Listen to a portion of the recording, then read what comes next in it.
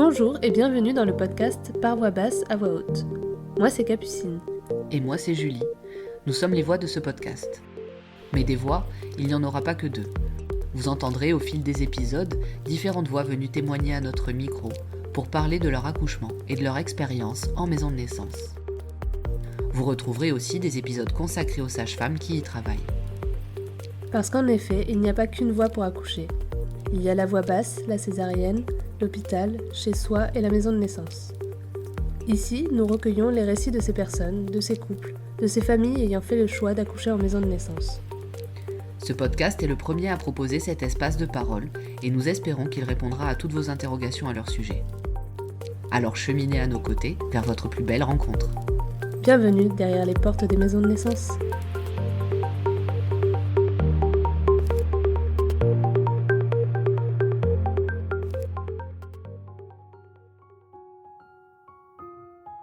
De nos jours, les grossesses sont surveillées de près. Échographie et tests en tout genre, il y a de moins en moins de place à la surprise. Très organisée et dans le contrôle, Megan avait tout prévu pour que son accouchement se déroule comme elle l'imaginait. Avant même d'être enceinte, elle connaissait déjà les maisons de naissance. Suite à une expérience traumatisante chez un gynécologue, y accoucher est devenu une évidence pour elle. Sa grossesse s'était parfaitement bien déroulée, tous les feux étaient au vert et tout était prêt pour accoucher. Pourtant, sa fille lui réservait une surprise. Le travail avance lentement, la poche des os se perce et avec l'aide de sa sage-femme qui l'aide à visualiser son col, tout se débloque d'un coup. Arrivent alors les poussées réflexes, puis le célèbre cercle de feu, signe que la tête de bébé pointe le bout de son nez. Mais bébé en avait décidé autrement. Megan devra alors lâcher prise et faire confiance à l'équipe, deux éléments essentiels pour traverser cet accouchement. Aujourd'hui, Megan nous raconte son histoire. Bonjour Megan. Bonjour Capucine. Bonjour Megan et bienvenue dans notre podcast. Bonjour Julie. Merci d'avoir accepté de venir dans notre émission pour nous raconter ton histoire. Et merci à vous de m'accueillir. J'avais hâte de faire cet enregistrement. On est contente d'écouter ce que tu as à nous dire aujourd'hui. Et pour commencer, on va te demander de te présenter. Ok, donc je m'appelle Megan, donc j'ai 30 ans, j'ai eu 30 ans en fin d'année dernière.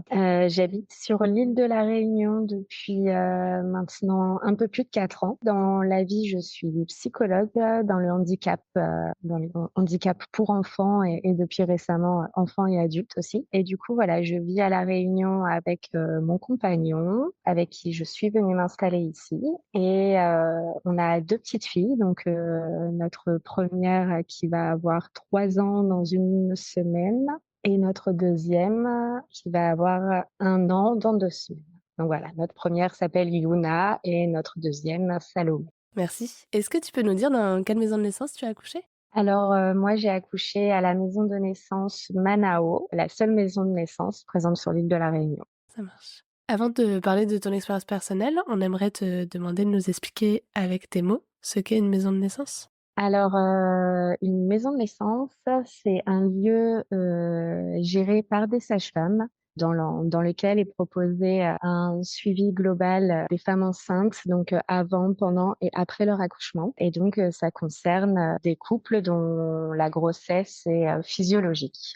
Merci pour cette définition. Avant de nous raconter en détail ton premier accouchement et le lien que tu as pu expérimenter entre la maison de naissance et la maternité partenaire, on va commencer par le début et parler notamment de tes 2 suivis de grossesse à Manao, ou en tout cas de ton premier suivi. Et donc pour commencer depuis le début, pour reprendre ton histoire à son origine, on aimerait savoir ce qui a motivé ton envie d'accouchement physiologique, la raison pour laquelle tu as ressenti le besoin de vivre cette expérience.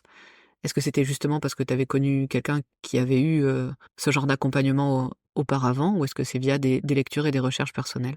Alors, c'est une question à laquelle j'ai un peu réfléchi en amont et pour l'avoir entendu dans d'autres épisodes. Et en fait, j'aurais du mal à retracer le tout début. Je pense que d'aussi loin que je me souvienne, j'ai toujours été passionnée par la périnatalité, la parentalité, par le monde des naissances. Et je pense avoir découvert très rapidement, sans doute pendant le programme expérimental, enfin la création du programme expérimental sur les maisons de naissance, que voilà, qu'il existait ce concept. Et moi, voilà, ça faisait déjà plusieurs années que j'avais en tête de venir m'installer à La Réunion, et je savais qu'il y avait ce lieu à La Réunion Et avant même, en fait, que je sois avec mon compagnon, je dirais pas que ça faisait partie de mes critères pour venir m'installer à La Réunion. J'étais à ce moment-là célibataire en plus, mais je l'avais dans un coin de ma tête déjà. Mmh. Et voilà, ça a été renforcé quand je me suis mise avec mon compagnon. J'ai changé de moyen de contraception et j'ai fait poser un stérilet. Et ça a été ma première expérience gynécologique un peu traumatisante, je vais dire. Mmh. Et voilà, la pose du stérilet s'était pas très bien passée. Ça avait été très douloureux. J'avais beaucoup stressé et j'ai fait un malaise ensuite.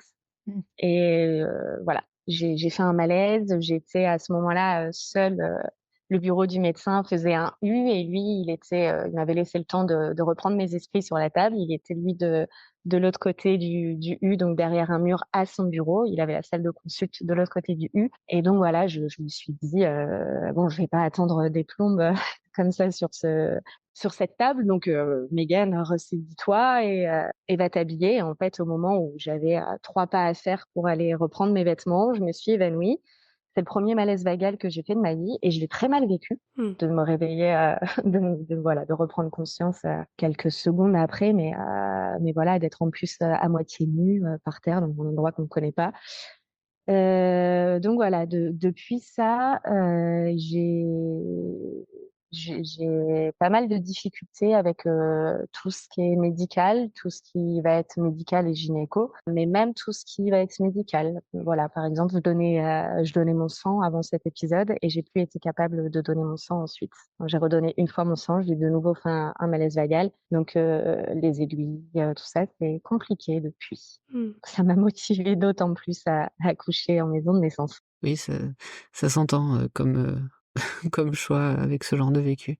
Donc tu vas nous dire un petit peu, comment finalement tu t'étais intéressée à la chose, comment tu avais, eu cette envie, d'accouchement physiologique, comment tu avais découvert dès finalement le projet français d'expérimentation des maisons de naissance.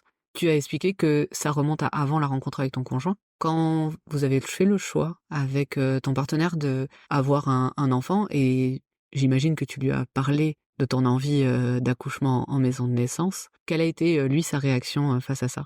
Alors, en fait, je pense que je lui en avais déjà parlé avant même la conception de notre enfant et sans doute même dès le début, du début de notre relation, non pas dans le sens, je veux un enfant et je veux accoucher là-bas, mais voilà, ça fait partie des sujets qui me passionnent et donc parmi toutes mes passions, je pense que je lui avais déjà parlé, voilà, du monde de la naissance, de la périnate, en fait, ça coulait de source ou en tout cas, ça fait partie du personnage, on va dire et il m'a rencontrée en sachant ça et voilà, on s'est aimés et il m'a aimée, je pense, avec aussi voilà, cette partie de moi, en fait. Donc je me souviens pas lui avoir dit, clairement, ouais, je me souviens du moment en effet où on a su, que j'étais enceinte, que je lui ai dit: «Bon, bah, on n'a plus qu'à on n'a plus qu'à s'inscrire à Manao». Mais le sujet avait déjà été, longuement abordé av Oui, en fait, comme tu dis, ça coulait de source et ça faisait partie du processus normal, en fait, dans votre relation.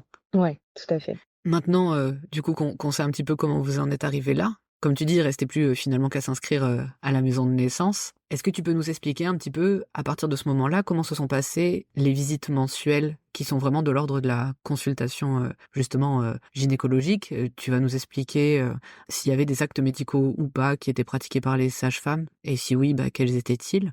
Surtout toi face au vécu que tu viens de nous raconter. Et puis à un moment donné, dans le suivi de grossesse arrivent les séances de prépa. Si tu veux aussi nous en toucher quelques mots, sur, les thématiques ou la façon dont ça a été abordé, en groupe ou en individuel, ça nous intéresse. Alors on a commencé, le suivi à Manao par une, réunion. Donc là, c'est une réunion qui est ouverte au public, qui est une réunion de présentation du lieu, de présentation de ce qu'est un suivi global, à Manao, de ce qu'implique un accouchement à Manao. Voilà, pour toute personne, donc c'est sur inscription et pour toute personne étant intéressée par le projet, tous les couples et donc on a visité la maison de naissance, à ce moment-là. Et ensuite, voilà, suite à cette réunion, si on est intéressé, si on a toujours, cette envie, on recontacte, l'équipe de sages-femmes et ensuite, voilà, on a un 1er rendez-vous, pour voir, si d'un point de vue, physiologique, à ce moment-là de la grossesse, c'est compatible. Ensuite démarre donc le suivi. On a été suivis par un binôme de sages-femmes Elle fonctionne, en tout cas à ce moment-là, elle fonctionnait par binôme. Donc voilà, en fait, on savait à la réunion de préparation quels étaient les binômes et je sais pas si c'est toujours le cas, mais à ce moment-là, il y avait une question de secteur aussi sur l'île. Tel binôme allait prendre en charge plutôt des familles sur tel secteur, voilà, selon leur lieu d'habitation aussi, puisqu'elles viennent après à la maison en postpartum. Et donc voilà, moi j'avais eu un coup de cœur pour une sage-femme à La Réunion et il s'avère qu'en plus elle était dans mon dans mon secteur. Donc voilà, ça s'est entamé comme ça. J'ai rencontré aussi la deuxième sage-femme. J'ai d'abord rencontré la deuxième sage-femme pour le moment le premier rendez-vous en fait. Et ensuite on a eu donc une période avec donc cette première sage-femme qu'on a vue pendant quelques séances, elle est une fois par mois, donc pendant les 3 premiers mois, je crois. Voilà, on a dû la voir 3 fois sur 2 mois, 2 mois et demi, avant de passer à l'autre pour la connaître également. Et ensuite, on a démarré ces premiers rendez-vous de consultation. Je saurais pas vraiment différencier les rendez-vous de consultation des rendez-vous purs de préparation. J'ai pas le sentiment qu'il y a eu un cap entre ces deux passages. Parce qu'en fait, j'ai l'impression que les rendez-vous de consultation, c'était déjà de la préparation. En fait, on était déjà dans les chambres. Il y a 2 chambres là-bas et donc on allait dans chacune des chambres pour s'imprégner de ces 2 chambres au fur et à mesure. Et puis en soi, la consultation médicale, c'était vérifier prise de sang et analyse d'urine que je faisais mensuellement. C'était prendre quelques constantes, donc la tension, la mesure de la hauteur du placenta. C'était voilà, toucher une petite palpation du ventre et écouter le cœur de bébé. Mais avant ça, il y avait surtout un gros moment de discussion pour savoir voilà comment on allait, où on en était, comment on se sentait. Et en fait, tous les rendez-vous prenaient pas mal de temps, à minima 1 heure. Et ceux de préparation encore plus. On avait la chance en plus d'avoir souvent les rendez-vous en fin de journée, parce que mon compagnon travaille jusque tard, donc on avait souvent les derniers créneaux. Donc en fait, les sages-femmes, elles voyaient personne derrière, donc ça s'étalait. On arrivait, il faisait jour, on sortait de la maison de naissance, il faisait nuit. Et sinon, il y avait aussi du coup elles consultaient les échographies. Les échographies, elles étaient faites en dehors de la maison de naissance. Moi, j'avais fait le choix qu'elles soient faites par une gynécologue obstétricienne qui est une amie à moi. Donc, j'ai eu ce choix et cette chance d'être suivie du coup dans un autre hôpital parce elle exerce dans un autre hôpital que celui où est rattachée la maison de naissance. Voilà, je suis à une demi-heure de cette maison de naissance, une demi-heure de l'autre hôpital. Et donc, je faisais mes échographies, donc les 3 obligatoires, et j'ai dû en avoir une ou 2 de plus sur des moments où j'en ressentais le besoin, où je pensais que voilà, j'avais besoin de voir si mon bébé allait bien. Je suis pas sûre qu'elles soient obligatoires, mais elles sont recommandées en effet les 3. Je crois que la première, elle l'est, et que c'est les 2 autres qui le sont pas. Ouais, il me semble. Ça sera vérifié. En tout cas, c'est intéressant de savoir si elles le sont pas. Je voulais juste préciser. Mais je crois que c'était ça, je crois qu'il y en a une, je sais pas. En France, hein, je parle. Parce qu'après, je sais qu'à l'étranger, c'est pas partout pareil. En tout cas, tu nous as dit, et je trouve ça intéressant, le fait que justement, t'as du mal même à distinguer à la fois les consultations des séances de prépa, parce que finalement, c'est aussi l'occasion de s'imprégner des locaux. C'est aussi le moment où il y a beaucoup de discussions malgré tout, même si c'est pas sous le couvert d'une thématique vraiment propre à une séance de préparation. Mais je suis curieuse de savoir si, dans ton souvenir, il y a quand même peut-être 1 ou 2 moments particuliers de fin de grossesse où il y a eu des thèmes très particuliers qui ont dû être abordés, sans doute du fait des sages-femmes, par rapport à certains besoins, certaines préconisations, par rapport à des situations qui pourraient arriver, par rapport à des questions que vous pourriez avoir, que ce soit pendant l'accouchement, mais peut-être aussi qui traitent du postpartum. Alors, il y a un rendez-vous qui me vient en tête directement, là où je pense que voilà, c'était quand même vraiment le début de la préparation. On avait commencé par un premier rendez-vous où je me souviens que notre sage-femme nous avait demandé pour débuter le rendez-vous, voilà, elle avait préparé son matériel. Je me souviens qu'on est arrivé dans la chambre ce jour-là en voyant le petit bassin, le bébé, le poupon là dans sa poche avec son placenta. Et donc on s'est dit: «OK, ça y est, les choses, sérieuses vont commencer» et en fait, elle nous avait d'abord proposé de, dessiner un utérus avec un bébé en gestation, sur une feuille, chacun pour nous, sans se concerter et pour qu'ensuite elle nous explique, mais pour qu'on voit un petit peu ce qu'on en sait et comment on le dessinerait. C'était très, très drôle, très, très drôle, de voir un peu, enfin, très clairement, ouais, moi qui pensais,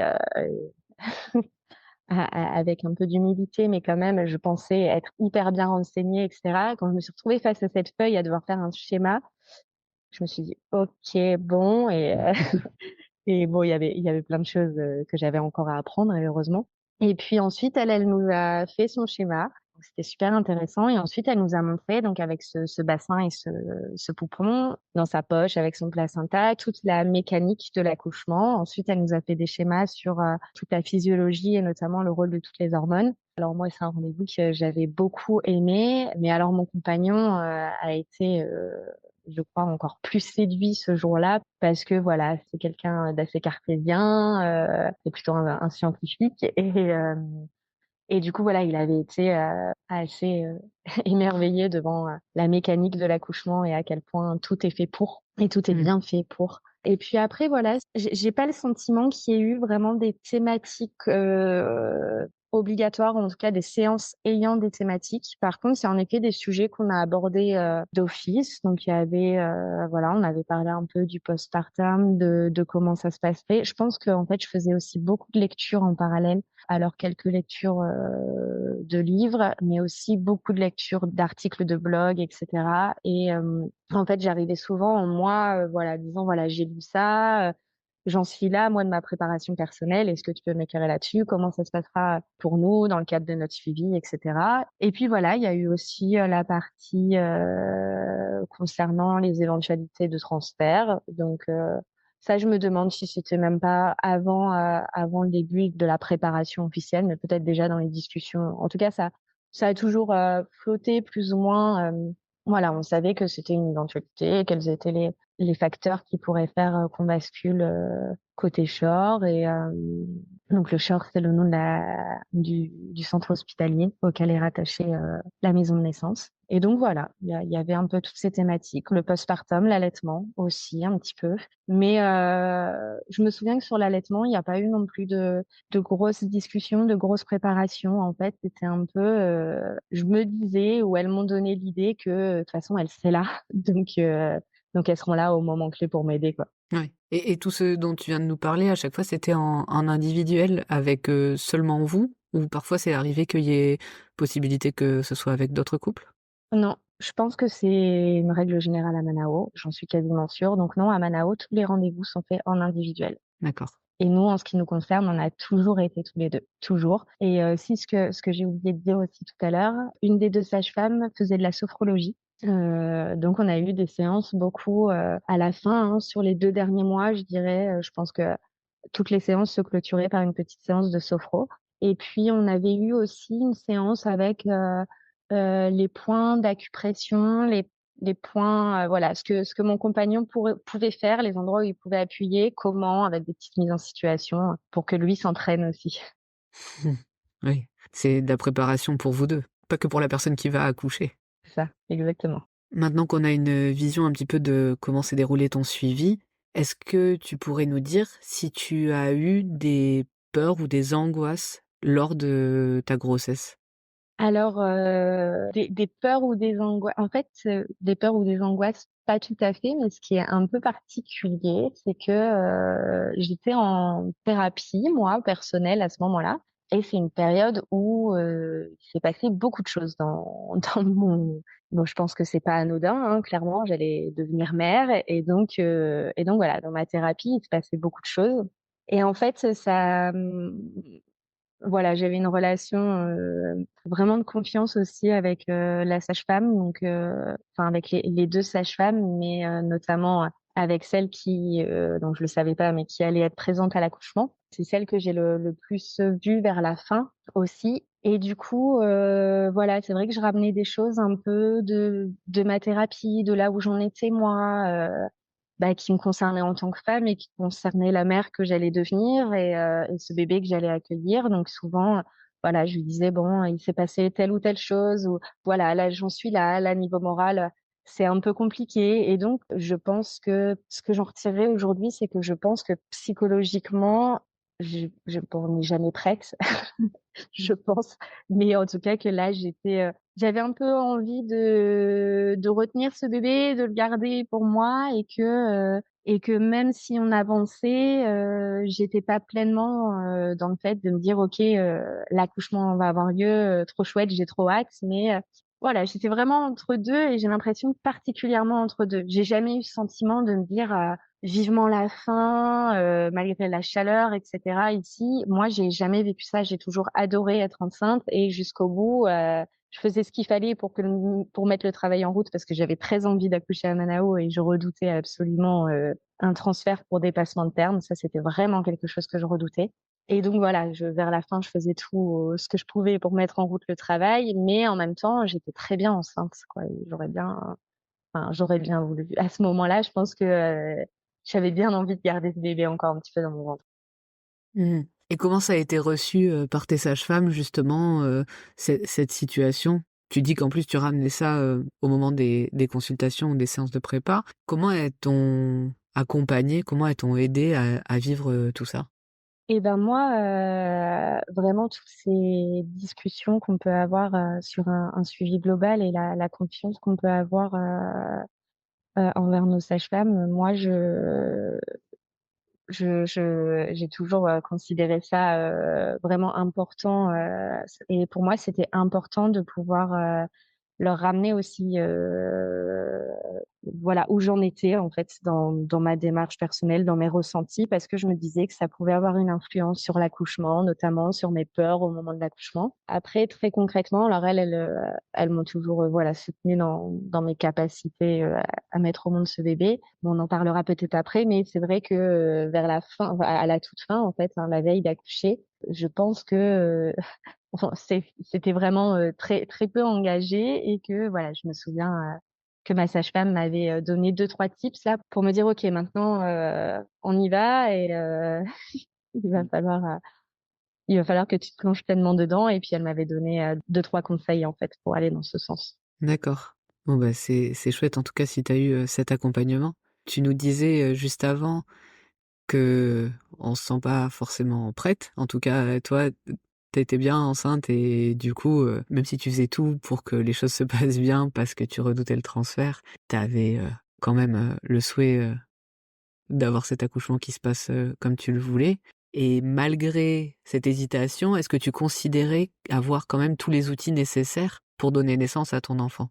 Oui, oui, oui, je pense que mes blocages étaient, vraiment, psychologiques, en fait, et sur le fait de devenir mère et ce que ça implique. Mais clairement, j'avais une pure confiance dans le lieu que j'avais choisi, dans la manière que j'avais choisi d'accoucher. J'étais convaincue, de l'intérêt, d'accoucher, physiologiquement, de tout ce qu'implique, un accouchement en maison de naissance. Ça, voilà, de ce point de vue-là, voilà, j'avais un compagnon, qui était qui est toujours, mais qui était hyper soutenant dans ce projet et puis dans cet accouchement qui approchait. Ouais, j'étais presque j'étais presque trop, il y avait un gros enjeu, je pense. Il y avait un gros enjeu. Mmh. Et voilà, c'était un peu, le cliché instagrammable de l'accouchement physiologique. Mon compagnon, il avait une liste, assez contrôle fric quand même la madame. Mon compagnon, il avait une liste de tout ce qu'il aurait à faire, mais alors ça poussait au, penser à faire cuire les pâtes pour, emmener, des pâtes pour avoir un tupperware de pâtes pour après l'accouchement à Manao, préparer telle et telle boisson, tout était listé comme ça. J'avais accroché mes mantras du coup au-dessus de l'espace que, je savais, voilà, où j'avais visualisé mon début de travail à la maison. Tout était prêt en fait, il suffisait, c'était presque trop prêt. Il y avait peu de place, à l'inattendu. Il suffisait qu'en fait moi je lâche prise là un moment et que je me dise qu'en effet on peut pas tout contrôler sur une naissance. Et bon, je le saurai d'autant plus par la suite, mais voilà. Avant de parler justement de cette histoire, comme tu dis, qui va t'apprendre beaucoup de choses, Quand on s'inscrit en maison de naissance, on a, la plupart du temps en tout cas, je connais pas les systèmes de toutes les maisons de naissance, mais on a normalement un rendez-vous à faire à l'hôpital, notamment celui de l'anesthésiste et parfois même celui, d'inscription qui nécessite parfois un rendez-vous. Est-ce que tu pourrais nous parler un peu de ces 2 rendez-vous et comment ils se sont passés? Alors, j'ai pas le souvenir d'avoir eu un rendez-vous d'inscription. Je sais plus trop, mais peut-être qu'en signant les papiers, d'inscription à la maison de naissance, on est peut-être d'office, inscrit aussi, C'est possible. à Ça la dépend des maisons de à la naissance, ouais. matière en tout cas, voilà, les lieux sont vraiment très rattachés. Il y a juste un couloir à traverser voilà, je crois que sur leur truc informatique, Mmh mh. ils peuvent aussi voir ce qui se passe de l'autre côté et cetera. Enfin, qui est inscrit et cetera. Par contre, je me souviens, oui, du rendez-vous, avec l'anesthésiste je me souviens avoir attendu une éternité pour me dire, enfin, voilà, je suis ressortie de ce rendez-vous en disant: «OK, tout ça pour ça». Voilà, je suis tombée sur un anesthésiste, adorable qui avait, simplement regardé ma bouche, pour voir, je pense au cas où il faut mettre, une voix, ou quoi que ce soit. Donc il a regardé comment était fait ma bouche, et puis, j'avais rempli un document avant qui ne notait rien de particulier. Il m'a demandé si en effet il y avait rien de particulier à noter et puis voilà, il m'a souhaité un bel accouchement et il m'a dit, en partant, «Bon, de toute façon, je vous reverrai pas». Il savait que mon projet était d'accoucher à Manao, et puis voilà, il m'a souhaité une belle aventure, à Manao. On a commencé par le fait que, j'étais sur un suivi à Manao et en fait tout de suite, tous les voyants étaient ouverts et puis, bah, que c'est quelqu'un qui est sensible, enfin, je suppose que c'est quelqu'un qui est sensible à ça et qui du coup, m'a juste encouragée en ce sens en tout cas, il y a pas eu Mmh, c'est cool et après avoir fait du coup, ton suivi en maison de naissance, je pense que j'ai une petite idée de ce que tu vas nous en dire, mais après ce rendez-vous à l'hôpital avec l'anesthésiste, quelle image tu te faisais de l'hôpital partenaire notamment? Par rapport à ce que tu avais pu entendre ou ce que tu avais pu vivre, en y allant? alors déjà le lieu en soi, c'est un hôpital récent. Donc déjà je me suis dit que le lieu était, fort agréable, ce qui est pas le cas, ce qui est pas le cas de tous les hôpitaux que j'ai pu côtoyer. Donc déjà, voilà, je me suis dit: «OK, c'est joli, c'est chouette». Je savais de toute façon que c'était récent puisque la maison de naissance a été rattachée à cet hôpital au moment de sa construction. Après voilà, en fait, malgré que l'hôpital, soit récent, j'ai eu le sentiment d'être un peu trimballée de couloir en couloir, d'avoir attendu, avant, dans le hall, pour l'inscription, puis d'avoir pourquoi donner mes papiers alors que le rendez-vous était déjà pris? Je sais plus trop. J'ai eu le sentiment de passer de secrétariat en secrétariat, de couloir en couloir et de salle d'attente en salle d'attente pour au final un rendez-vous, bon, qui peut, s'avérer important mais ça, c'est, voilà, je suis pas du tout médicale dans le monde médical, mais en fait, moi, je suis toujours partie du fait que, dans mon parcours personnel et ce rapport-là, je me suis toujours dit, notamment, par exemple, le fait que, je sais pas si c'est vraiment le cas partout, mais que, très souvent, on ne puisse pas boire et manger avant d'accoucher en maternité classique au cas où il y ait une anesthésie, générale. Moi, je me suis toujours dit: «En fait, si on a un accident de la route et qu'on doit être opéré, on arrive à nous opérer donc arrêtons d'embêter les femmes qui ont besoin de pouvoir manger» et voilà. Mmh. Ça, c'était un peu mon idée, mon donc en fait, oui, je suis ressortie en me disant, «Bon, OK, le lieu est chouette, c'est cool parce que, ils ont l'air, de bien fonctionner ensemble, ils voient très bien ce qu'est Manao, ils me souhaitent Mmh. bonne chance là-dedans donc voilà, il sait ce que c'est, il a pas l'air de penser que, c'est hyper marginal, il m'a certainement pas dissuadée, bien au contraire, donc ça c'est chouette. Mmh. Mmh. Mais par contre, je me suis dit: «Bon, ça sert à rien quoi, enfin ça va me Mmh. servir à rien». Voilà. Oui, c'est ça, une image positive mais c'était pas ton projet, quoi. Ouais, voilà. Et maintenant que tes sages-femmes t'avaient donné tous les outils pour accoucher et que, tu étais plutôt sereine avec, cet hôpital malgré tout, est-ce que tu peux nous raconter comment s'est passé le jour J, donc de ton premier accouchement? Alors le jour J, donc il a commencé, plutôt la veille, je dirais. Donc, j'ai eu rendez-vous, le lundi, 29 mars 2021 pour le rendez-vous de suivi de, la dernière semaine. J'étais à 40 semaines plus 3 jours et donc c'est, le premier toucher que j'ai eu Mmh. de tout mon suivi. Après, je pense que de manière générale en maison de naissance, on en fait assez peu. encore plus pendant la préparation et le suivi global prénatal. Et puis moi, enfin voilà, avec ce rapport que j'avais, voilà, au toucher vaginaux, j'en voulais d'autant moins. Donc ça faisait partie des choses dont on avait discuté avec les deux sages-femmes. Voilà, j'étais donc sur ma 41e semaine. Je pense que quand on a un binôme de sages-femmes, enfin j'en sais rien si je pense que c'est général. En tout cas, moi, en ce qui me concerne, il y avait quand même, j'adorais les deux sages-femmes, j'adore les deux sages-femmes qui m'ont suivie. Mais voilà, il y avait un feeling, il y avait un petit truc avec l'une d'entre elles. Et voilà, c'est vrai que sur le mois d'astreinte, à partir de 37 semaines, c'était une semaine l'une, une semaine l'autre, ça se relayait. Et j'avais toujours dans un petit coin de ma tête de me dire, ah, ce serait chouette, bébé, que donc vous savez que c'était une fille. Je parlais à ma fille en lui disant, voilà, ce serait chouette que tu arrives telle ou telle semaine. Bon, on était sur la dernière semaine. C'était la sage-femme pour qui j'avais eu là ce petit coup de cœur. Et puis bon, bah, je savais que ce serait avec elle, quoi. Il restait une semaine, plus les 4 jours après au pire. Et puis il fallait absolument que bébé arrive dans ce moment-là. Donc en tout cas, voilà, le lundi 29 mars, donc on a le rendez-vous de voilà la dernière semaine. Et donc à ce moment-là, j'ai le premier toucher vaginal.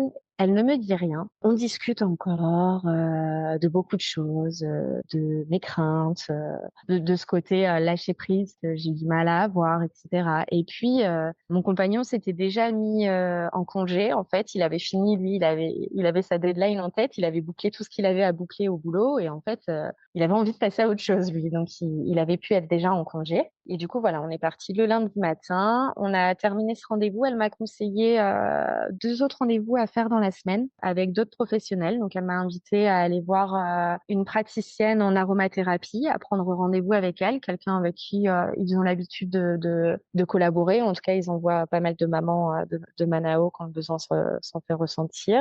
Donc, elle m'a conseillé de prendre rendez-vous avec cette personne et de prendre rendez-vous avec un acupuncteur. Et voilà, elle m'a dit, on se revoit pour l'accouchement. Maintenant, voilà, profitez, arrête de te prendre la tête sur il faut absolument que, arrête de tout mettre en place pour, prends ces 2 rendez-vous et lâche prise et laisse venir.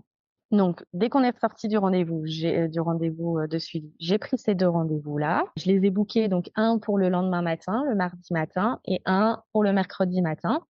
Et puis on s'est dit, ok, allez, on y va, on se fait un resto. Mon compagnon est en congé, on est parti se faire un petit resto le midi. L'après-midi, je crois qu'on a fait la sieste. Et le soir, donc on a mangé. Alors je me souviens qu'on a mangé ce soir-là, ça m'a marqué parce que j'avais envie d'une purée de carottes, mais je n'avais que des carottes surgelées. Et donc on a fait une purée de carottes aux carottes surgelées et c'était infâme, mais c'était vraiment infâme. Et, et vraiment, je le déconseille, la purée de carottes avec les carottes surgelées, pas du tout le même goût. Et je me souviens avoir eu un fou rire, ce qui est pas vraiment mon genre. Et j'ai eu vraiment un fou rire où j'arrivais pas à m'arrêter de rire, en fait, en mangeant ce truc. J'avais dans un coin en fait, je me sentais vraiment bizarre. Oui. D'avoir ce fou rire comme ça, c'est pas vraiment moi. Je me sentais un peu, ouais, il y avait un truc bizarre qui tramait, quoi. Je sentais Ouais. bien que, mais je voulais pas vraiment y croire. Et j'avais dans un coin de ma tête, punaise, si c'est mon dernier repas avant d'accoucher, top, quoi. Si c'est ça qui, qui va me faire tenir pour l'accouchement, génial. Donc voilà, on a eu ce fou rire ce soir-là, et puis on s'est couché ce lundi soir. Et j'ai été réveillée un peu avant 4 heures du matin, le mardi matin, en ayant la sensation d'avoir un petit peu mouillé mon lit, donc en tout cas mouillé mon short. J'avais déjà une serviette de bain au pied du lit, très contrôle fric quand même. J'avais une serviette de bain au cas où ça arrive. Donc je suis allée aux toilettes, j'ai fait mon petit pipi, et puis quand je me suis relevée, ça a continué de couler. Donc là je me suis dit, ok, c'est pas du pipi. Ça coulait tout doucement. Donc j'ai tout de suite prévenu la sage-femme qui était d'astreinte, ma sage-femme par message, en me disant voilà, il n'y a pas d'urgence, je vais pas la réveiller, mais si jamais elle est réveillée, bah elle verra le message. Et puis finalement, donc j'ai essayé de me recoucher, impossible de me rendormir. Donc je pense que vers 5h30, on était debout tous les deux. J'ai tout de suite prévenu mon compagnon. Je l'ai pas laissé dormir. C'était mon partenaire. Je sais que vous utilisez souvent cette expression, enfin ce terme, et c'est vraiment ça là. C'était vraiment mon partenaire de naissance, mon partenaire de vie. Mais là, J'avais vraiment besoin de lui, donc on s'est mis dans la pièce de vie. Je pense que j'ai pris une douche, et puis, voilà, j'ai fait du ballon. En même temps, j'avais un peu de mal à lâcher, cette histoire de liste là où je voulais que tout soit OK. Et puis en fait, très vite, en tout cas assez vite, ça a monté en intensité et vers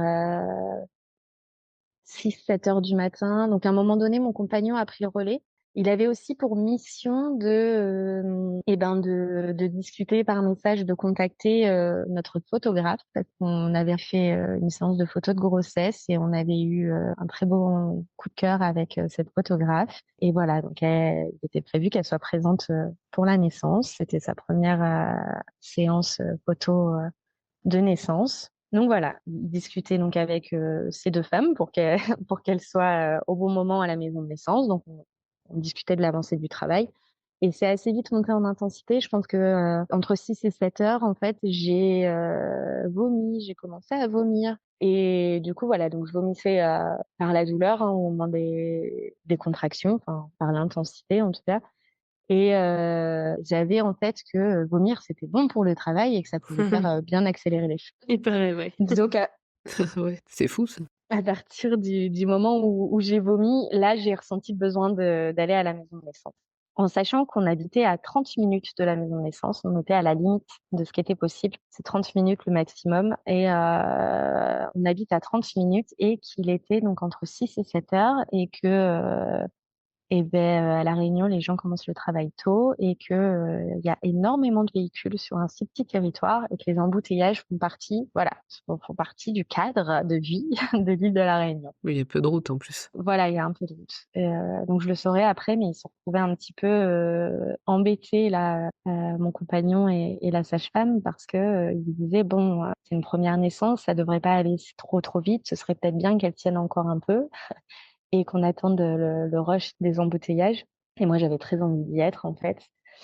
Donc, mon compagnon m'a fait un petit peu patienter parce qu'en même temps, il regardait sur l'appli et qu'il voyait qu'il y avait, parce qu'il y a hyper souvent des accidents et que, voilà, qui dit accident dit là, on stagne en voiture. Donc il a vu qu'il y avait un gros bouchon là sur notre trajet. Donc, il m'a un petit peu amené à prendre mon temps.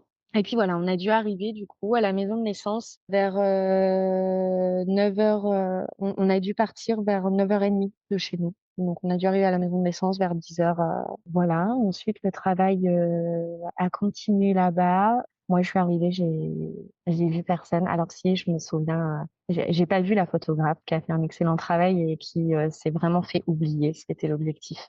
Donc elle, je l'ai pas vue. Je savais qu'elle était là dans un coin de la pièce, mais on avait suffisamment discuté, on était suffisamment proches pour que, voilà, on s'était dit tout ce qui était OK. Du coup, elle, je l'ai pas vue. Je me souviens arriver dans la maison de naissance. Pour moi, c'est marrant parce qu'on était en pleine journée. Il y a sans doute eu des consultes, il y avait sans doute d'autres personnes. J'ai accouché, enfin, pour ma deuxième fille, j'ai accouché de nouveau dans cette maison de naissance avec cette sage-femme. Et cette fois-ci, j'ai fait mon travail de nuit. Là, je suis arrivée à la maison de naissance vers 10 heures. Je pense que il devait se passer des choses, mais on m'aurait dit que c'était la nuit, c'était la même chose, quoi. J'ai juste vu le visage de ma sage-femme.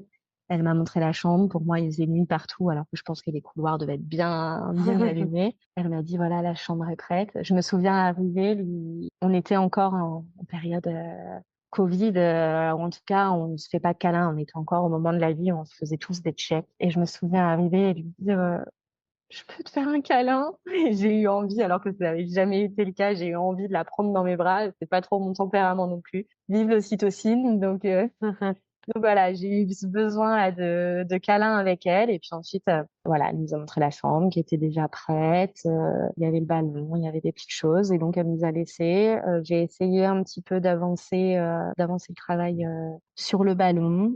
Et puis, très rapidement, j'ai eu besoin d'aller aux toilettes. Je crois même pas, là, je mélange un peu les deux. Je crois que pour la première, je suis allée aux toilettes à la maison. Je me souviens aussi me dire, ah, c'est cool. Le corps fait bien son travail parce que je me souviens avoir bien vidangé avant et me dire, OK, bon, bah là, c'est bon. La fameuse purée de carottes. Et, Et donc du coup, voilà. En tout cas, là, j'ai eu besoin d'aller aux toilettes d'un point de vue position. Donc j'ai passé un petit temps, peut-être 30 minutes sur les toilettes. Et avec mon compagnon, la sage-femme qui est venue, peut-être 30 minutes, une petite heure. Et ensuite, je suis allée dans la baignoire. J'ai eu vite l'envie d'aller dans la baignoire. Et puis là, bah, le temps s'est arrêté, en fait. J'aurais eu, en tout et pour tout, un travail de 17 heures. Moi, j'ai l'impression d'avoir passé 3 heures dans la baignoire. J'ai dû en passer 6, peut-être. Ouais. Mais là, j'étais complètement dans un autre monde. J'ai peut-être dû en ressortir une fois pour essayer autre chose, mais je suis même pas certaine. Je sais plus trop. Le temps s'est suspendu dans cette baignoire. Moi, j'étais vraiment partie dans un ailleurs. J'ai un souvenir positif en fait. Autant le moment où j'ai vomi à la maison, j'ai quand même un souvenir de douleur. Autant dans la baignoire, j'avais un partenaire qui était à fond. On avait notre truc à chaque vague et tout était dans le bas du dos pour moi. Et j'avais besoin qu'il appuie, mais vraiment comme un malade sur mon sacrum. Je sentais vraiment mon bébé dans le sacrum, quoi, à chaque contraction. Donc j'avais besoin qu'il appuie. J'avais un peu le sentiment qu'il fallait qu'il appuie pour floup, là, lui montrer le Ouais. bon chemin. Mais c'était ok parce qu'en fait, ce truc-là qu'on avait instauré marchait bien. C'était intense, mais il faisait ça. Je savais, hop, ça montait, il arrivait, il faisait ça. Et entre deux, je m'endormais. Ouais. Elles étaient quand même assez rapprochées, mais voilà.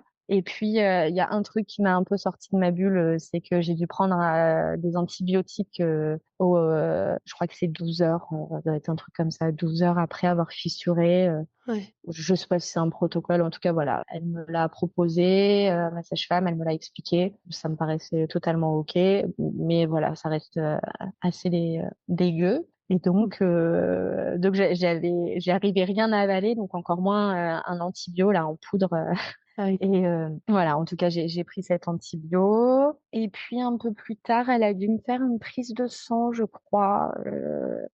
Pareil, parce que j'avais fissuré depuis un certain temps. Donc, elle m'a fait une prise de sang. Elle savait que j'avais un rapport aux aiguilles un peu particulier. Moi, avant ça, j'avais signé une décharge pour pas avoir de cathéter. Parce que je sais pas si c'est le cas partout, mais ils ont l'habitude de poser, en tout cas ça fait partie des possibilités, de poser un cathéter directement qui sert à rien tant qu'on est en maison de naissance, mais qui permet en cas de transfert d'avoir déjà le cathéter s'il y a besoin voilà, si on a besoin de manière urgente. Et donc moi j'avais signé pour pas avoir ça et j'avais aussi signé une décharge pour ne pas avoir d'ocytocine de synthèse pour la délivrance.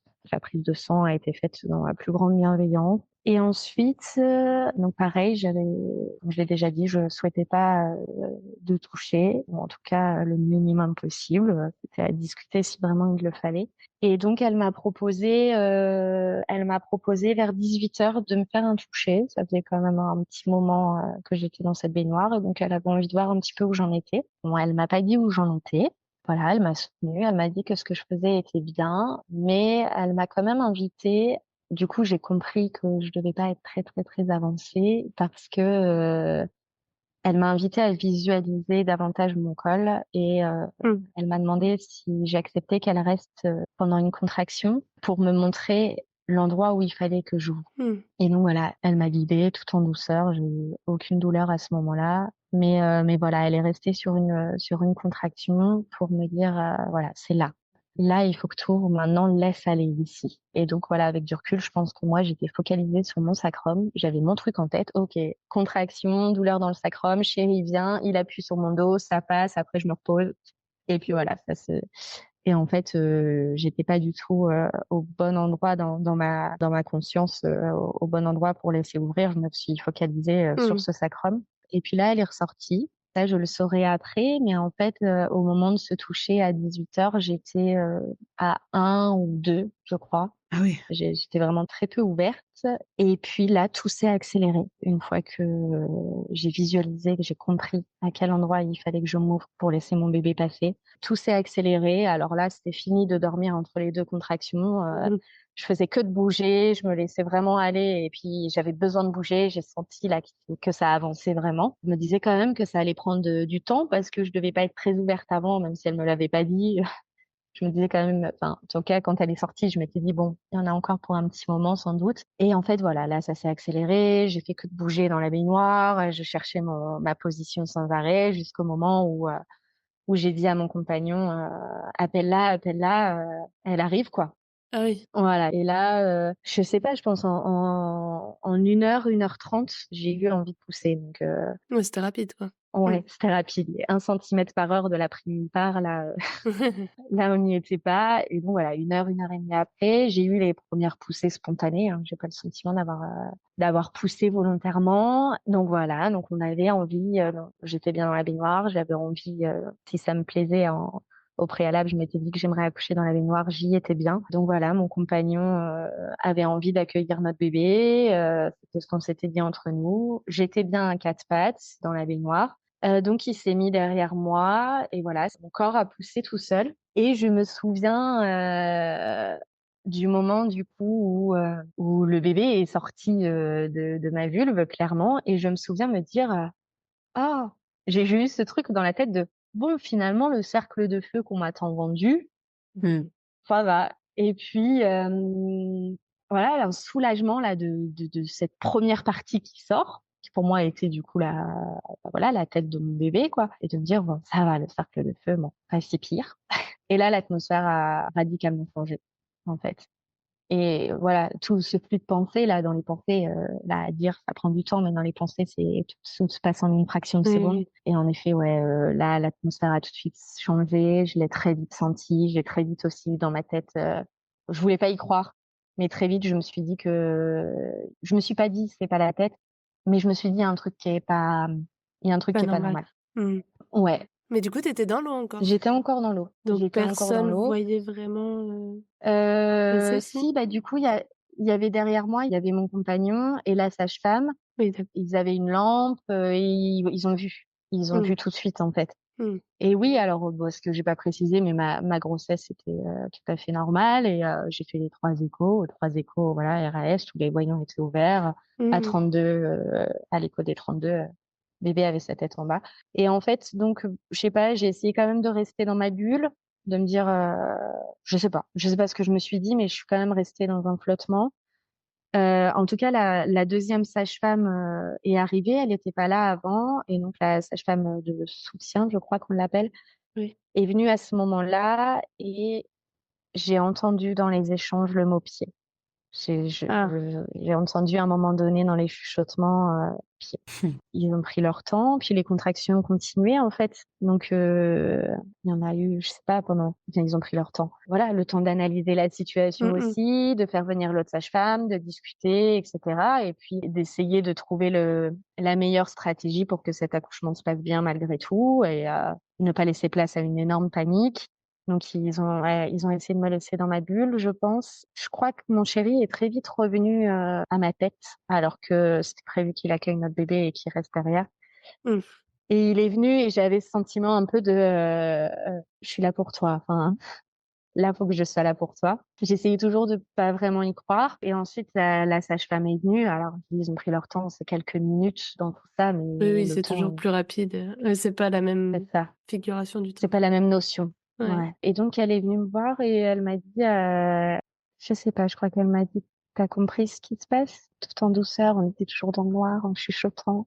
«Tu compris ce qui se passe, Megan?» et je lui ai dit, j'ai dû lui dire que oui, que c'était un siège et elle m'a dit que oui et du coup elle m'a dit: «Tu sais ce que ça veut dire, tu vas être transférée, donc c'est rigolo parce que ça fait longtemps que j'en ai pas parlé, enfin, j'en ai beaucoup parlé et d'habitude ça m'émeut pas autant, bref. Donc elle m'a expliqué que, voilà, elle m'a rappelé ce que ça impliquait. Elle m'a expliqué, voilà, ça veut dire que tu vas être transférée, mais, on va faire ça tranquillement, ça va bien se passer, et alors là, je me souviens lui dire, sortir là radicalement de mon vortex et je lui ai dit, «OK, mais je veux une césarienne». Un truc venu de nulle part et là, elle m'a tout de suite, remis dans mon dans le droit chemin. Elle m'a tout de suite remis dans mon truc en me disant, «Non, n'importe quoi, tu es tout à fait capable, tu as tout ce qu'il faut. Ton bébé, il est là, ta fille, elle est là, tu vas le faire. Un accouchement au siège, ça se fait, ça va bien se passer Et alors ces mots m'ont portée et aussi je me suis dit: «Elle est déjà à moitié enfin, il y a déjà une Mmh. partie d'elle qui était là». Entre 2, il y a eu d'autres contractions et j'ai sorti sa jambe. En tout cas, j'ai senti que j'avais sorti un peu plus et j'ai compris que c'était, sa jambe. Donc elle est arrivée par un pied. Elle était en siège décomplété, je crois, Oui, je crois que c'est ça, ouais.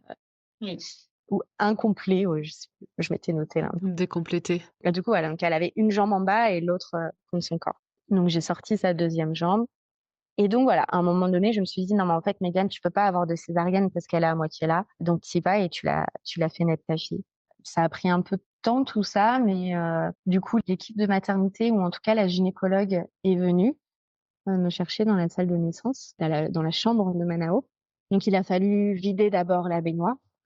Mmh. Première étape où du coup t'es es porté, t'es super bien dans ton bain, déjà il y a plus d'eau. Sortir de la baignoire avec la jambe d'un bébé entre ses jambes. Pratique. Donc là, voilà. Et puis, donc j'ai pu me mettre quand même, il y avait sans doute des brancardiers qui étaient là ou je sais pas. Donc j'ai demandé à me mettre, à 4 pattes. Je voulais absolument pas qu'on m'essuie, pas qu'on me touche et cetera. Je me suis mis à 4 pattes sur le brancard et là, je me souviens de la gynécologue qui entre et qui, avec beaucoup de bienveillance et beaucoup de bonne volonté est arrivée, pleine de positivisme en fait, mais c'était un peu 2 mondes qui se rencontraient. Elle était pleine de bienveillance en faisant ça, je pense, mais elle arrivait en disant, «Bonjour Meg», alors déjà je crois qu'elle se trompait de prénom. Mmh. «Bonjour Morgane». Donc déjà je me suis dit: «Toi ma capote» et et donc elle m'a dit qui elle était, mais j'ai pas entendu. Il faut savoir que moi j'ai un peu, la figure d'autorité, je suis pas très à l'aise. En fait, j'ai pas, je pense que jamais j'aurais parlé comme ça à un médecin, à un autre moment. Mais j'ai pas entendu quand elle s'est présentée. Je me souviens juste qu'elle m'explique, qu'elle vient me voir et qu'elle parle assez fort avec un air assez guilleret et j'ai dit: «Alors, va falloir, alors déjà va falloir me parler moins fort», Mmh. que j'aurais jamais dit, voilà. Donc elle s'est tout de suite réadaptée et puis bon, très rapidement, voilà, on a passé la double porte et puis je suis arrivée, côté maternité. Avec un pied, déjà sorti, quoi et ça fait pas mal, j'imagine, enfin pas plus que ça te gênait pas plus que ça, il y avait les contractions qui continuaient, non? Ouais, il y avait les contractions qui continuaient. Non, j'avais pas mal, Enfin pas mal, on s'entend. voilà.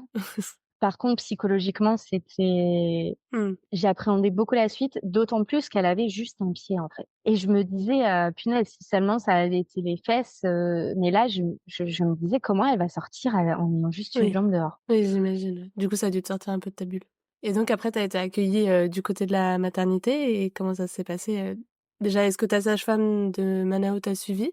Ou est-ce que c'est là qu'elle t'a laissée puisqu'ils sont venus te chercher donc comment ça s'est passé?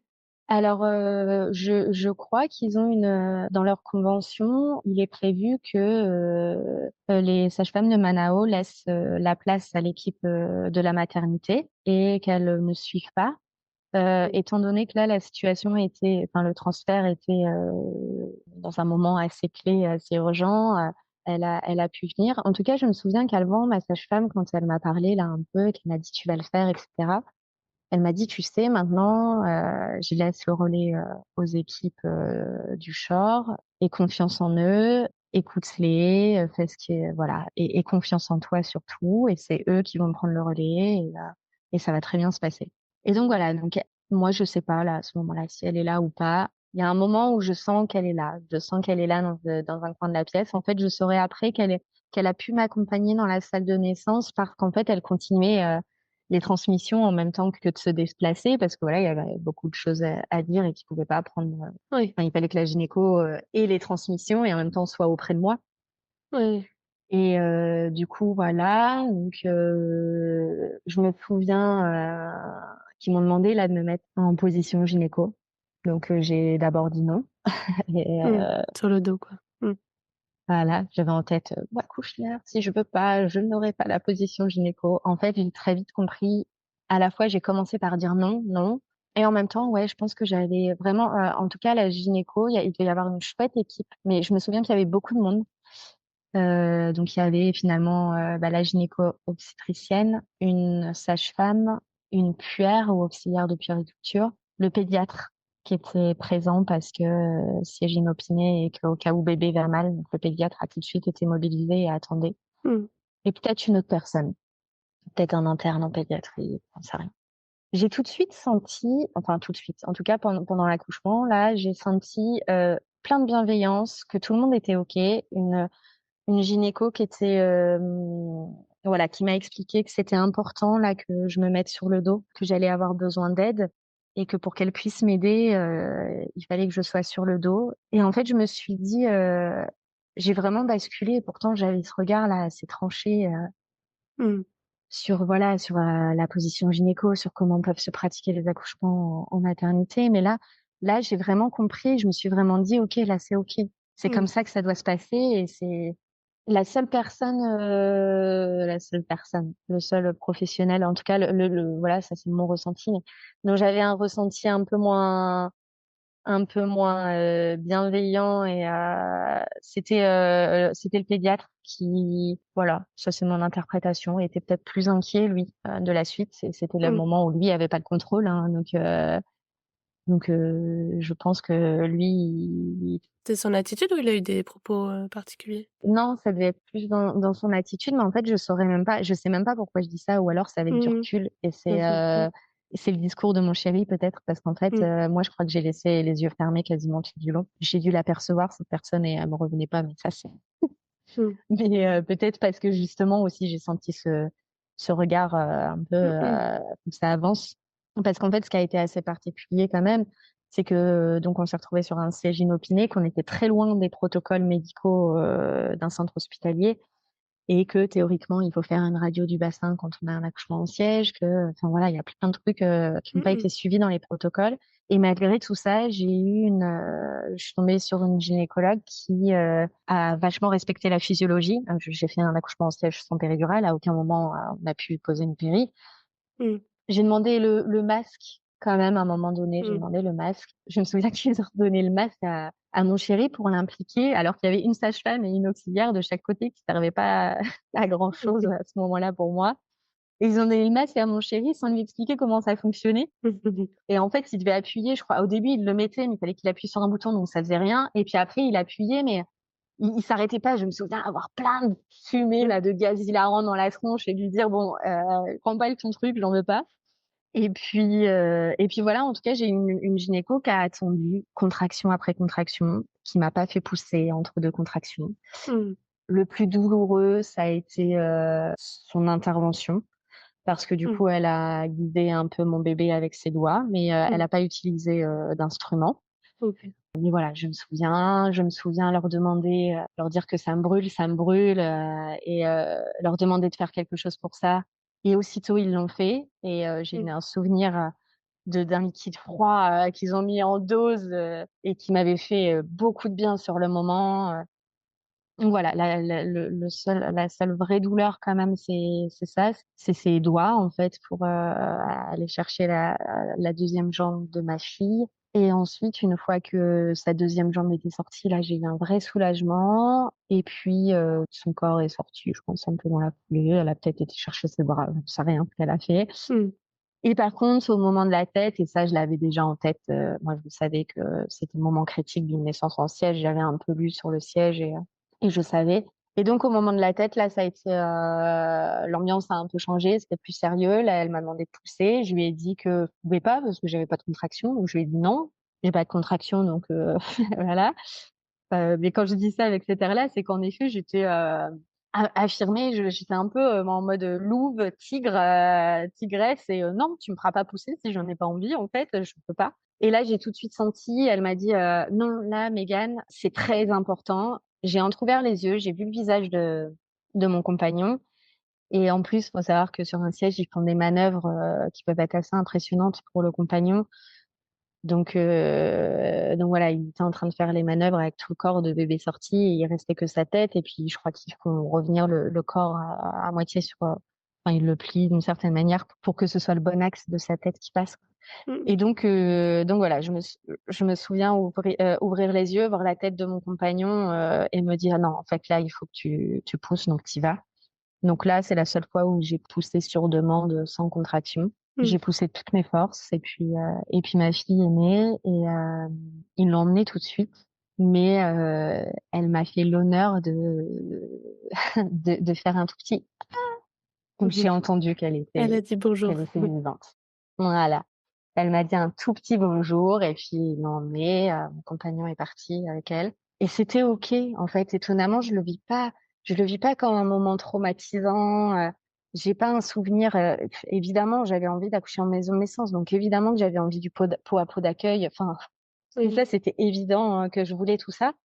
Mais là, c'était OK. En fait, je savais que là, il fallait d'abord qu'il s'en occupe. Bah, tu étais sur une situation très particulière quand même, hein. Ouais, ouais, ouais. Je pense que là, j'ai bien capté que Ça faisait pas partie de la liste, accrochée à la maison, C'est ça. non, clairement pas, mes mantras, les mantras, ouais, ouais, je sais plus exactement, mais c'était les mantras de Quantique Mama et bon, voilà et en même temps, ils étaient là dans un coin de ma tête et il y avait quand même, Bah oui, voilà, bien sûr.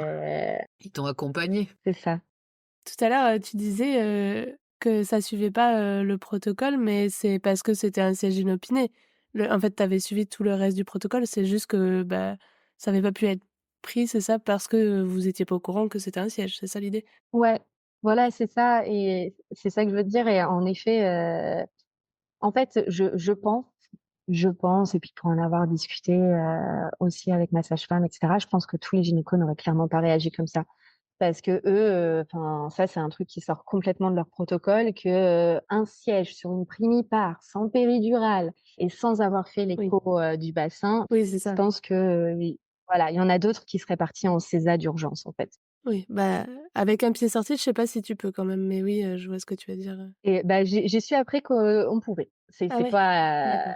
ouais, Ah oui, j'aurais supposé comme Capucine, ouais, qu'avec un pied sorti, c'était pas possible la césarienne, mais c'est intéressant de le savoir. alors, c'est clairement pas optimal, hein, mais voilà, dans le monde médical, ils ont toujours cette balance bénéfice-risque. Oui, bien Et sûr. je pense que, refaire passer un pied dans l'autre sens, bon, je suis pas médecin, hein, mais c'est de ce que Oui, j'imagine oui, comme oui, ça. Je pense que le bénéfice-risque entre une tête qui peut c'est ne sûr. pas passer et Oui, oui, ça, non, c'est c'est très, très clair. grave Mmh mh. ou refaire passer Ouais. un pied dans l'autre sens, voilà. Mmh.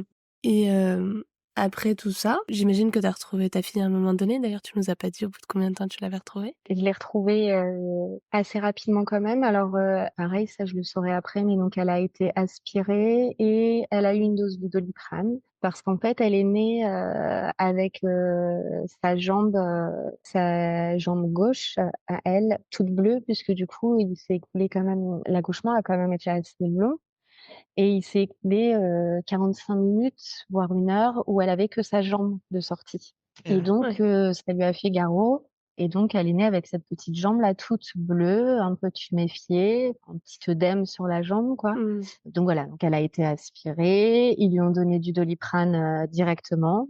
Je me souviens me dire: «Merde, la première chose qu'elle a avalée, c'est pas mon colostrum, c'est du Doliprane rose», et du coup, donc mon compagnon est resté un peu avec.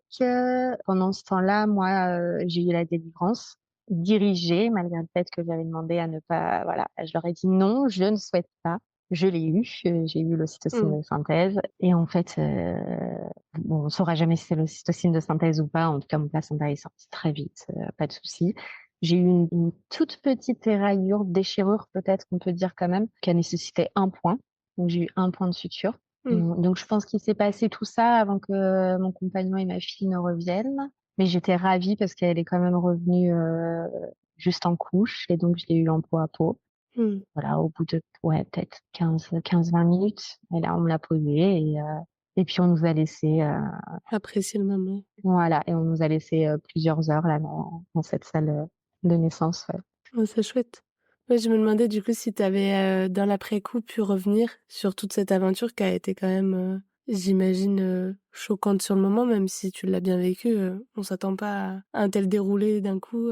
Savoir si tu avais pu revenir dessus, sur ce qui s'était passé, sur tout ce transfert à l'hôpital. Enfin bref, si tu avais eu l'occasion d'en parler avec ta sage-femme ou avec, les gens de l'hôpital aussi. Ouais, alors, ma sage-femme, elle est restée, elle et la photographe aussi, qui a été très qui était, bah, pleinement dans le fil d'ocytocine aussi et qui était impliquée. Donc elles ont attendu à la maison de naissance. Elles avaient vu en plus, il y a des fenêtres qui donnent, y a un petit patio au milieu et donc il y a des fenêtres et puis elles voyaient le numéro de la salle où j'étais.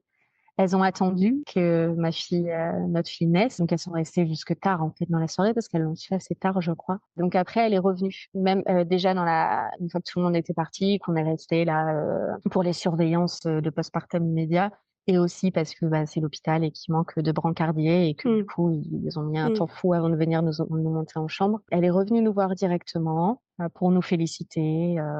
On était juste en mode waouh, qu'est-ce qui nous est arrivé, quoi. On n'en a pas parlé. La gynéco est revenue le lendemain ou le surlendemain dans la chambre.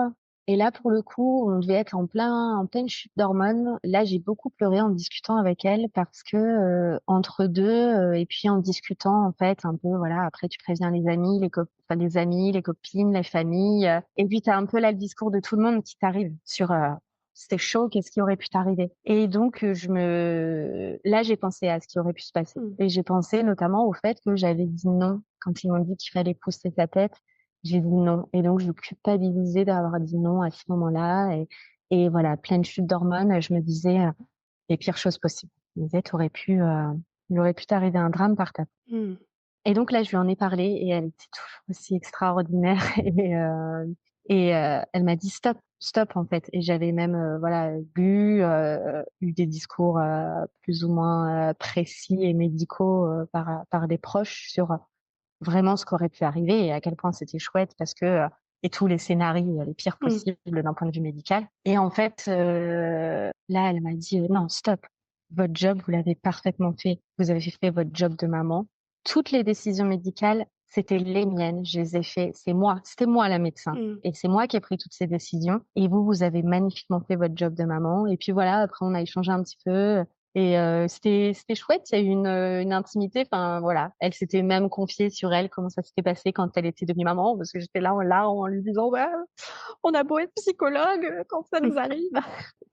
Et elle m'a dit oh, vous savez, on a beau être gynéco, voilà, nous aussi quand on devient maman, il se passe des trucs auxquels on s'attend pas du tout. Et puis voilà, et ensuite voilà, donc on a eu un séjour en maternité et plus précisément en unité kangourou parce que notre fille elle a quand même eu une naissance un peu particulière et elle avait cette jambe là qui finalement voilà c'était rien hein, c'était rien, elle a aucune séquelle, je veux dire plutôt. Et puis ensuite on a eu quand même un suivi par les sages-femmes, donc là de nouveau le binôme s'est remis en place à la maison. Donc elles sont venues, je sais pas, je pense les 15 premiers jours. Donc nous on est resté 4 jours en unité kangourou. Après on est rentré et puis pendant les 15 premiers jours elles sont venues de moins en moins souvent. Mais Oui, les sages-femmes de maison de naissance, c'est ça? oui, les sages-femmes de la maison de naissance, ouais. Les sages-femmes qui sont aussi venues me voir dans la chambre de la maternité, toutes les deux. Et puis ensuite qu'on a revu à la maison pour le postpartum. Et puis après, on avait eu le rendez-vous je crois que c'est à 6 semaines, un truc comme ça, un rendez-vous postnatal pour revenir sur tout ça. Donc là, on a eu une énorme discussion sur tout ça. On a quand même amené le champagne et puis voilà, c'est la petite tradition, je crois, d'offrir une bouteille de champagne à nos sages-femmes. Et puis alors ouais, pour l'anecdote, c'est rigolo, mais j'entendais une autre maman récemment sur un autre épisode qui parlait de ça, et c'est quelque chose que j'ai tout à fait ressenti, ce sentiment de pas faire partie de la famille de Manao. Et en fait, faut savoir que nous, donc quand un bébé naît à Manao, il y a une petite box où on affiche les trucs là. Et sur la page Facebook de Manao, à chaque naissance, c'est publié avec un petit texte écrit par la sage-femme et puis la petite box avec la date de naissance. Et là, j'ai dit à ma sage-femme, est-ce que j'aurai quand même ma petite box? Enfin, est-ce que Yuna aura quand même sa petite box? Et je sais pas, ça peut paraître idiot, anecdotique, mais en fait, c'était important pour moi. Et je lui dis quand même. Et du coup, on a fait la photo ce jour-là. On a fait la petite box et la photo pour être publiée sur les réseaux, là, sur le Facebook. Et, et pour l'anecdote, du coup, on a fait, ouais, on choisit en fait comment on a envie de mettre en scène la box. Donc là, on s'est dit bon, on la met dans la baignoire quand même. Et puis, mais comme ça, juste pour me dire que c'était même pas pour faire rire, quoi. Au début, je dis bah on va essayer juste d'avoir la main ou le pied d'Yuna en photo. Et du coup, bah, on a une photo, on s'est rendu compte après en voyant la photo, on a une photo avec les 2 petits pieds de Yuna et dont en plus, donc il y a la box dans la baignoire et puis en haut de la photo, on a les 2 petits pieds de Yuna, dont un qui est un peu plus sorti que l'autre. Et bon, ça nous a bien fait rire, on s'est dit: «Voilà, elle confirme sa légende». J'entends que tu dises, c'est peut-être anecdotique, mais je pense pas, tu vois? Je pense que c'est important symboliquement. Ouais, ce que j'allais dire, symboliquement, je pense que c'est fort. Et c'est une question qui revient souvent, les gens qui n'ont pas fini leur accouchement en maison de naissance, mais qui ont eu tout le suivi, qui parfois ont eu tout l'accouchement comme toi, qui ont eu, bah, que la fin qui, s'est terminée ailleurs. Il y a, des sentiments mitigés parfois et c'est vrai que ce sentiment d'appartenir ou de marquer ça, d'avoir la même faveur que les autres, parents, est un grand questionnement en effet, bah, pour les maisons de naissance aussi et chez le parent qui le vit pas aussi, enfin qui aimerait obtenir les mêmes, toute la même liste pour le coup, de que les gens qui accouchent sur place. Donc non, je pense pas que ce soit tant anecdotique que ça.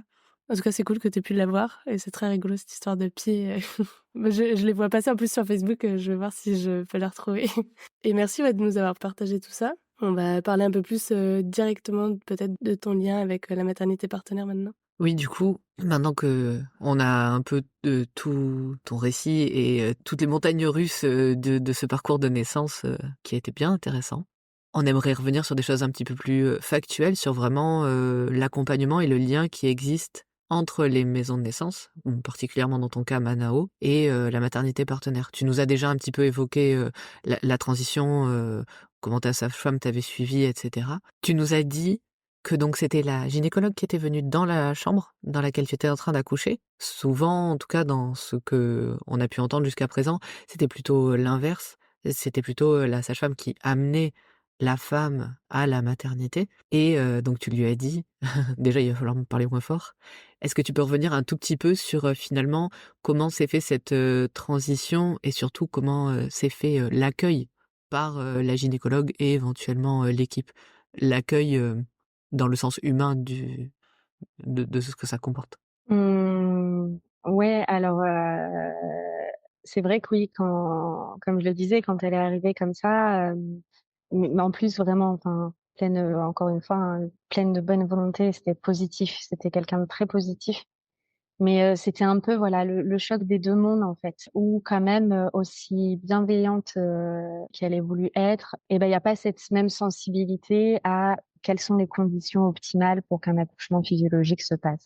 Ce qu'on retrouve dans quasiment toutes les maisons de naissance, enfin, dans toutes les maisons de naissance, le calme, la pénombre, laisser la femme dans sa bulle et cetera. Et là, c'était très bienveillant son approche, mais en effet, c'était pas ce dont j'avais besoin. Mais par contre, voilà, je pense qu'elle s'est très vite adaptée, qu'elle a très vite compris. Toute l'équipe, ce que je retiens aussi, c'est, quand même cette proximité. Je sais pas si c'est le cas de toutes les maisons de naissance, mais là, avoir seulement un couloir avec une porte battante à traverser et être directement de l'autre côté, c'est un bonheur, quoi, parce que clairement, dans cette situation, quand bien même, ça peut être côte à côte, si j'avais eu à, je sais pas, à sortir dehors ou traverser, mais là, en 1 minute, on y était, même pas.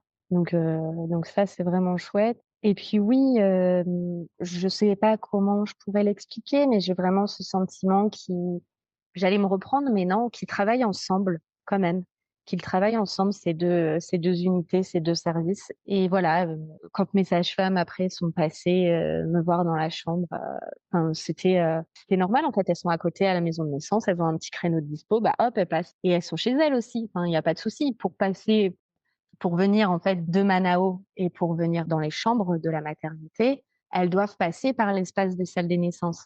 Et je suis sûre enfin, j'en sais rien, mais je suis sûre qu'elles sont passées par les salles de naissance, qui est le seul couloir qui relie les deux.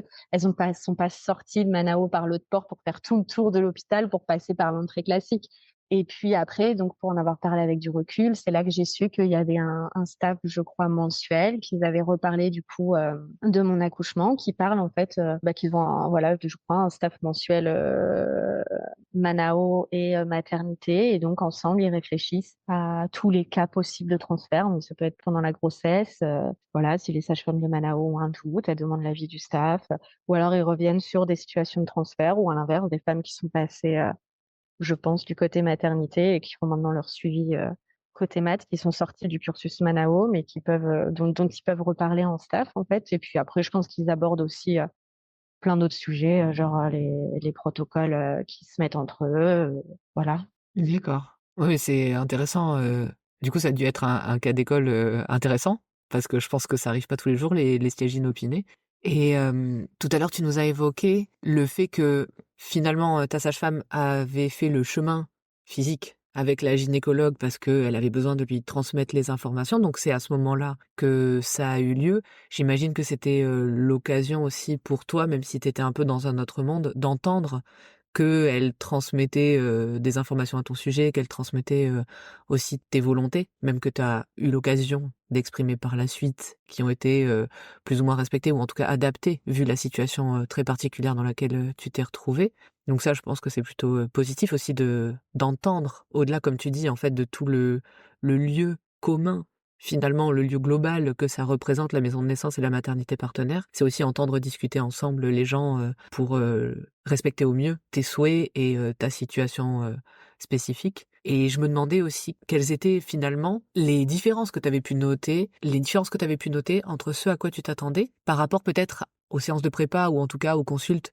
Au tout début de l'interview, tu disais où on évoque les possibilités de transfert et finalement la réalité de ce que tu as vécu. Quelles sont en quelques mots, les principales différences, en tout cas, qui t'ont marqué entre ce que tu avais projeté et ce que tu as vécu? Alors, la position gynécologique, très clairement, en numéro un, parce que, en fait, je m'étais quand même beaucoup renseignée. Je m'étais dit que quand bien même je dépasserais le terme, voilà, on a toutes nos on peut avoir plein de choses en tête, de comment vont se passer les choses et je m'étais dit que quand bien même, je ferais tout pour pas avoir de déclenchement, je ne suis pas obligée d'aller au rendez-vous de déclenchement, j'attendrai que mon travail se mette spontanément et j'arriverai à la maternité au dernier moment juste pour accoucher, accroupie ou à 4 pattes, mais clairement la position gynéco, elle était à aucun moment dans l'équation, quoi. Ouais.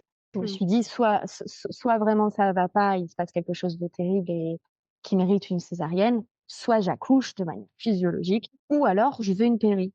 Ça aussi, ça faisait partie des trucs. Je me suis dit: «Peut-être que je vais pas supporter et tout». J'avais, en tête aussi de me dire: «Tout peut se passer, peut-être que» mais dans ce cas-là, j'aurais une péri, donc si j'ai une position gynéco, c'est pas grave. Enfin, je serais bien, j'aurais une péri. Mais à aucun moment, je me suis imaginé que je pourrais accoucher en position gynécologique sans péridurale et clairement, c'est pas confortable.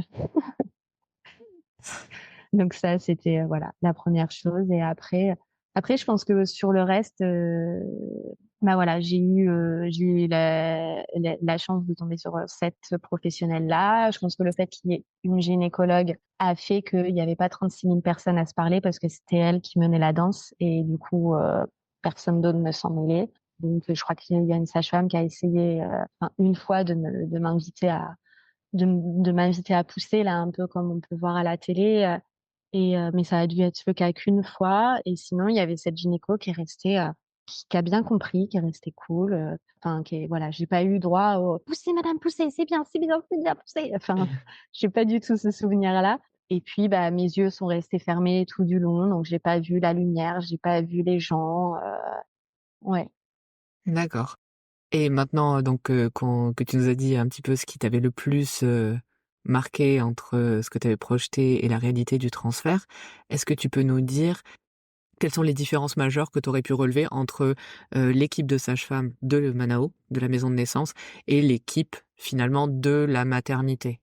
Bah, clairement, le fait qu'elles ne nous connaissent pas, ça c'est voilà, je me sentais pas enfin, je sais même pas moi comment je me sentais, mais là avec du recul, en effet, elles ne nous connaissent pas donc ça, mais je pense qu'en ce qui me concerne, c'est arrivé à un moment, tellement avancé du travail que j'ai pas eu à faire de lien, j'ai pas eu à parler avec du monde, j'ai pas eu, à accepter ou pas qu'on me fasse ci ou ça, voilà, on était dans le feu de l'action et quand même, je pense que, bah, l'équipe du CHU, qui est rattachée, sait très bien ce qu'est Manao parce qu'ils travaillent ensemble et que, j'avais même pas besoin de projet de naissance, en fait.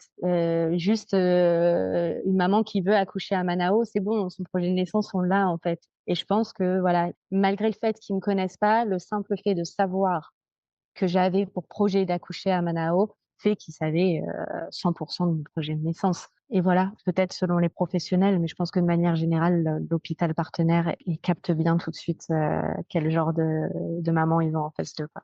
Oui, ça fait partie, je pense, de toute façon, de leur travail. Et puis en plus, le fait de ces réunions staff dont tu parlais tout à l'heure doit jouer dans la qualité d'accompagnement au fil de leurs accompagnements en général, en lien avec les projets de la maison de naissance. En tout cas, je sais pas s'il y a quelque chose de particulier à ajouter par rapport à tout ce suivi, mis à part peut-être quelque chose que tu as particulièrement apprécié dans l'accueil ou le déroulé de ce qui s'est passé à l'hôpital, ou si t'as rien de plus à partager, peut-être que on peut arriver doucement à la fin.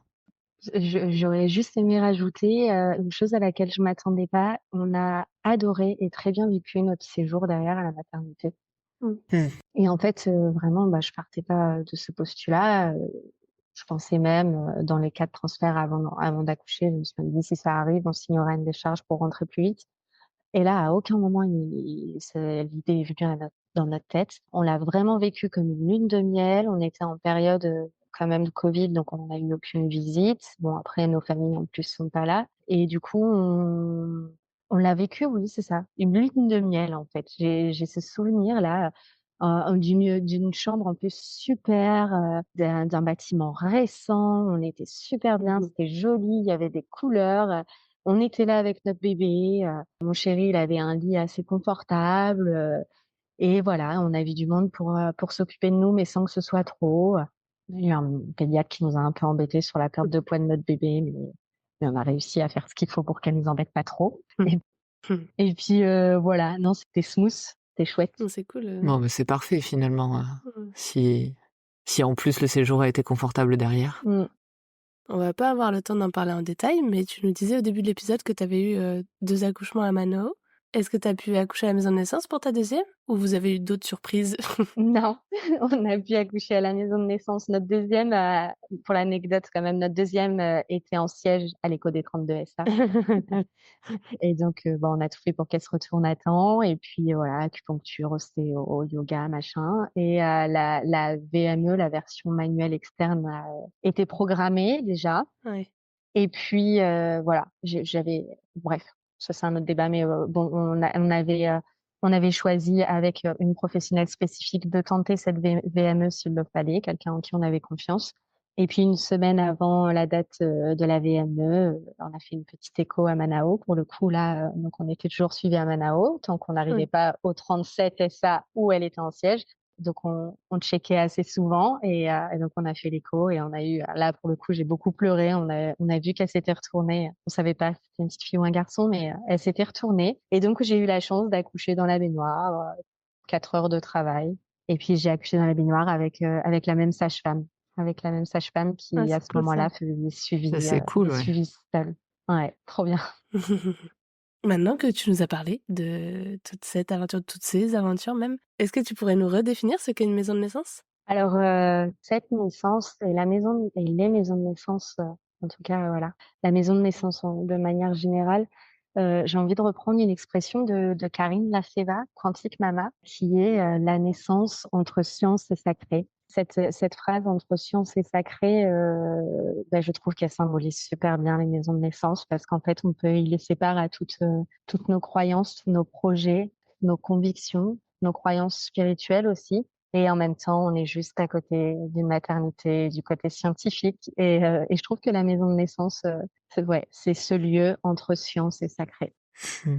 Eh beh, C'est une belle citation. jolie définition. Merci pour tout notre échange. On espère que nos auditeurs et nos auditrices percevront l'importance de cette transmission entre les équipes, notamment de la maison de naissance et de la maternité partenaire, et combien les transferts s'organisent autour de ce point aussi. On espère aussi également que celles et ceux qui montent leur projet seront mieux informés sur cette organisation en maison de naissance grâce à ton récit. Donc, c'est à vous de laisser la parole à toutes ces histoires. Et en effet, moi, mon idée aussi à travers ce témoignage, c'était aussi de pouvoir donner confiance aux couples et aux mères qui ont un projet d'accouchement physiologique et qui ont un bébé en siège. Alors, je leur souhaite pas un siège inopiné, mais voilà, aux femmes qui ont un bébé en siège ou qui se retrouvent transférées, notamment pendant le suivi prénatal, et qui se retrouvent transférées. Et ben voilà, c'était aussi cette idée de donner confiance et de se dire que on peut avoir un accouchement physiologique, c'est pas le lieu qui fait l'accouchement physiologique. Et puis que de toute façon, il arrive ce qu'il doit arriver et que voilà, comme le dit aussi voilà Quantique Mama, les bébés ont la force et la sagesse de naître et il doit se passer ce qui se passera. Mais toujours garder confiance, quoi. Mais merci pour ça. Je pense que c'est un beau mot de la fin. Ceci dit, on a une petite question traditionnelle qu'on pose à la fin de nos épisodes, avant de se quitter et de conclure l'épisode. Est-ce que tu aurais une petite astuce, malgré ce que tu viens de dire, à partager à toutes les personnes qui nous écoutent et qui souhaitent accoucher physiologiquement? Alors, là, du coup, je vais plutôt parler de ma deuxième, pour qui c'était pour le coup beaucoup moins contrôle fric. J'ai compris qu'on pouvait pas avoir le contrôle sur tout. Et alors, pour ma première, c'est pas accoucher physiologiquement, c'est accoucher en maison de naissance, là. Pour ma première, j'avais prévu les pâtes bolo parce que je me suis dit, ouah, j'aurais trop envie, après avoir accouché, de manger des pâtes bolo. Je veux avoir un vrai plat à manger, machin. Et pour la deuxième, j'ai rien prévu. On est parti un peu. Il paraît qu'au troisième, c'est pire. On a vraiment les mains dans les poches. En tout cas, pour la deuxième, je suis venue avec beaucoup moins de préparation, que ce soit dans le matériel ou aussi dans la tête. Et pour le coup, je mourais de faim après avoir accouché et j'avais pas prévu mon petit plat. Donc j'ai envie de dire à toutes celles qui qui vont accoucher en maison de naissance, prévoyez-vous votre plat fétiche parce que vraiment après un accouchement, je pense qu'on est toutes d'accord, on a très très faim et on a envie de notre plat fétiche. Donc peu importe qu'il soit 4 heures du mat, si 4 heures ou 18 heures, si on a envie de nos pâtes bolo ou ou de nos Je lasagnes. valide. Bah écoute, merci beaucoup. Merci encore pour tout ce partage riche en émotions, pour tous ces aléas et pour aussi ce que tu disais à la fin, la confiance que tu essayes de partager à travers ton témoignage à toutes les femmes qui pourront faire face à des imprévus comme toi. Et on leur souhaite, comme tu dis, que leur parcours soit parfait, quel qu'il soit, quel que soit le lieu et quel que soit le déroulé qu'ils suivent. On te souhaite une bonne continuation. Et puis, écoute, si pour le troisième, tu vas les mains dans les poches, n'hésite pas à nous recontacter pour nous le raconter. Ce sera avec plaisir. Merci, merci à vous pour ce moment en effet riche en émotions et puis encore une fois merci pour cet espace de parole que vous proposez et cet espace de transmission. Mais écoute, c'est avec grand plaisir. Au revoir Mégane. Au revoir Julie, au revoir Capucine. Au revoir, Mickaël. Vous venez d'écouter le podcast Par voix basse à voix haute. Si vous avez aimé cet épisode, partagez-le autour de vous. C'est le meilleur moyen pour notre podcast de rester visible. N'hésitez pas à vous abonner si vous voulez être notifié des prochains épisodes. Merci encore d'être là avec nous et d'écouter ces moments de vie uniques et intenses. À la semaine prochaine pour un nouvel épisode. Et n'oubliez pas, il n'y a pas de bon accouchement. L'histoire qui compte, c'est votre rencontre.